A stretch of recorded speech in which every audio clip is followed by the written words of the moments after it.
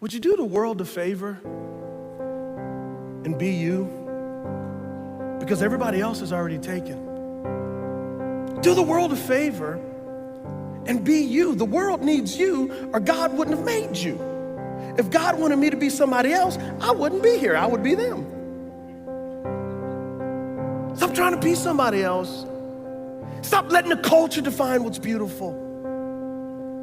God says you're beautiful. Have you listened to God's voice in Psalms 139, 13, and 14? That when you were in your mother's womb, you were wonderfully and fearfully made? Have you looked in the mirror and said, I'm wonderfully and fearfully made because God says? Or have you looked at TV images? Have you looked at magazine covers and said, oh, I'm ugly because I don't look like them? And God is going, precious child, you are beautiful to me. Too many people go around feeling wrong on the inside. They don't really like who they are. They focus on their faults, weaknesses. They're constantly critical toward themselves. That recording of everything they've done wrong is always playing in their mind. You're impatient. You blew your diet yesterday. You lost your temper. You're still struggling with that addiction. You should be ashamed of yourself. They wonder why they're not happy. It's because they have this war going on the inside. But you're not supposed to go through life feeling wrong about yourself. Quit focusing on your faults. Quit overanalyzing your weaknesses. Quit beating yourself up because you're not where you thought you would be. Here's the key. You're not a finished product. God is still working on you. The scripture says God changes us from glory to glory. You have to learn to enjoy the glory that you're in right now.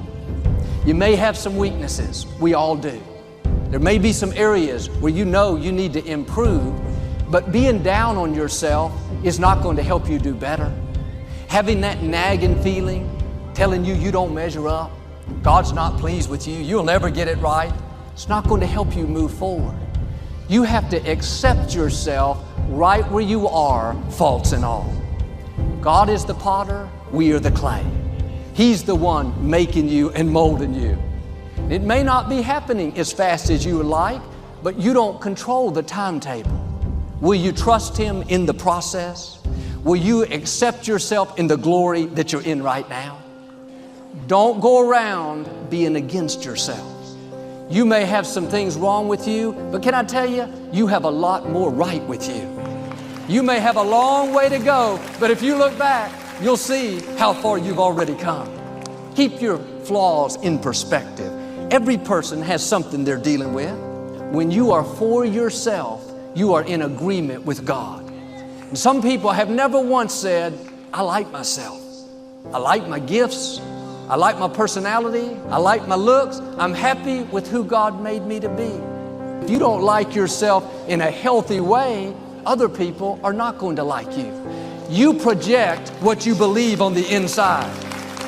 If you feel wrong about yourself, you project inferiority, unfriendliness, discontentment. I'm asking you to feel good about who you are. You may not be where you want to be, but you're on the way. God is changing you from glory to glory. Start enjoying the glory that you're in right now. You may have some weaknesses. We all do. Don't you dare go through life against yourself. God is saying today, you are my beloved son, my beloved daughter, in whom I am well pleased. Now do your part. Start putting on the breastplate of God's approval each morning. If you'll do this, I believe and declare every chain that's holding you back is being broken. God is going to keep making you and molding you. You're going to come up higher, overcome those obstacles, and become everything He's created you to be.